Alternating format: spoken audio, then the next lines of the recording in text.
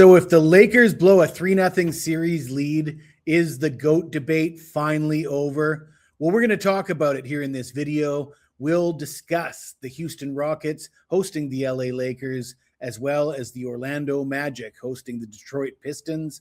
Let's get it started with the Eastern Conference game. Detroit will be a 4-point road favorite. The total sits at 210. And the Pistons came to life in Game 5, winning by a score of 116-109. And finally, the real Cade Cunningham stood up and scored 45 points on 13 of 23 shooting, 5 of 8 from three-point range, 14 of 14 from the free throw line. And those 14 free throws turned out to be pretty significant in the end. Detroit had a plus 12 advantage at the free throw line, outscoring the Magic by 12 points. The Pistons shot 49% from the field, 36% from three-point range, and 80% from the free throw line.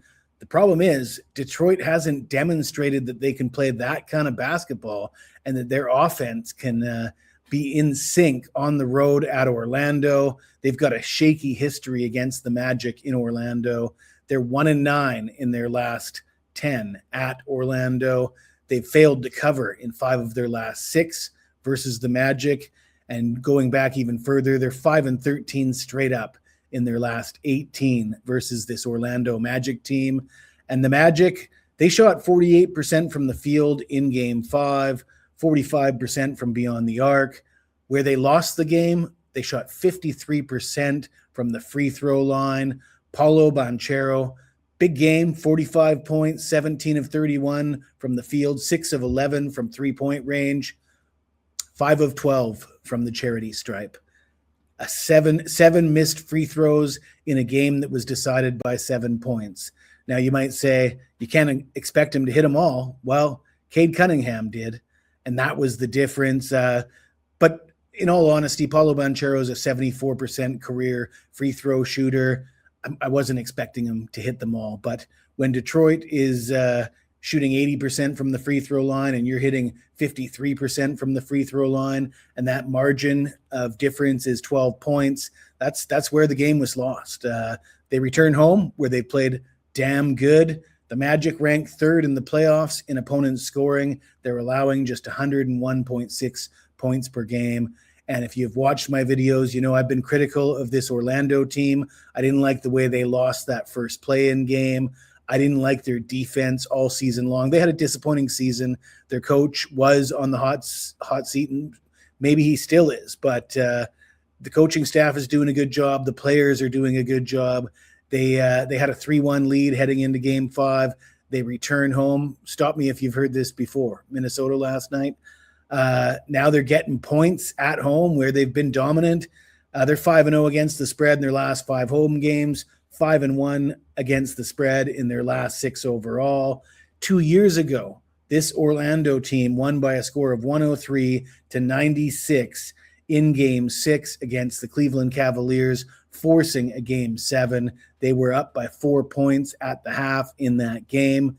Give me Orlando plus 2.5 for the first half in Game 6 at home tonight. We'll talk about the Rockets and the Lakers. Before we do, let me tell you about a few promotions we have available for the summer here at WagerTalk. But before we get into that, let me bring up a good comment from a viewer in yesterday's video. It says, free picks page has you talking T-Wolves outright. Then the video says, take the points. What gives? I placed a bet outright. Now I just pray for the T-Wolves victory. Yeah, this sounds like a problem where if you just subscribe to my client plays, there would be no confusion. But as far as the free picks go, yeah, I'll give out free picks on the money line, on the side. Occasionally I'll do a video and I'll say take the first half, and then I'll give out a free, that's the nature of the free picks. The free picks are opinions. You're not paying for them. And I'm not really obliged to be that specific and hold your hand. You should not be following the free picks blindly. I'm giving you free opinions, and you can do with them what you choose to do. And if you want me to be a little bit more responsible and you want more clarity, go to the page, buy a subscription. They're not that expensive. take me for a test drive for 2 or 3 days. That will clear things up for you in a hurry. But let's get into the promotions. $594 in savings. $749 gets you every play, every sport from today through August 31st. Now, that's any handicapper of your choice, but ask yourself, how many handicappers bet on the CFL and soccer? Because that's going to be pretty important in the summer months. And I'm the #1 profit handicapper at WagerTalk with CFL since I joined. I'm up 77 units on 60% winners in the CFL since 2021. #1 with big plays in baseball since 2022. I have bragged a lot about the NBA playoffs. And if you go to my Twitter page, if you're not following me on Twitter, you should be at Jesse Schule. Pinned tweet is an article detailing a long history of dominating in the NBA playoffs. But let's be honest, Wednesday was just a horrific day for me in the NBA playoffs. I had a 5% play on a first half team total, and it lost by 20 points. And I was 0 for 2 with my NBA plays on Wednesday. Obviously wasn't happy about it. I came clean about it in yesterday's video. And, thankfully we were able to bounce back with yesterday's video with the client plays. I had Minnesota first quarter for clients. I had Minnesota plus the points in the video. I also had the Knicks. And yesterday's video, the analysis was, I got to say, it was pretty good. I did something that I don't often do. I called out other people's opinions. I said that the mainstream narrative was that Minnesota can't win because Anthony Edwards is injured. I said that's a really lazy take, and I don't believe it to be true. And that one worked out for me. So yesterday was a good day for me and my people who followed me in the video. Moving on, how about the World Cup? Quickly, 71% in the last World Cup, #1 profit. #2 all-time profit with soccer. Me and Ben Burns, you can get us both $299 from today through the end of the World Cup. Every soccer play. Ben Burns has never lost a 5% play in soccer. I'm sure he's going to have 1 or 2 for the World Cup. That's enough of that. Let's get into the Lakers at the Houston Rockets. Rockets -3.5 total, 205.5. KD did not play in Game 5, and he will not play in Game 6, and that's fine because I think it's addition by subtraction. I think KD was a distraction. I think he's got a bad attitude. I'm not a big KD fan these days.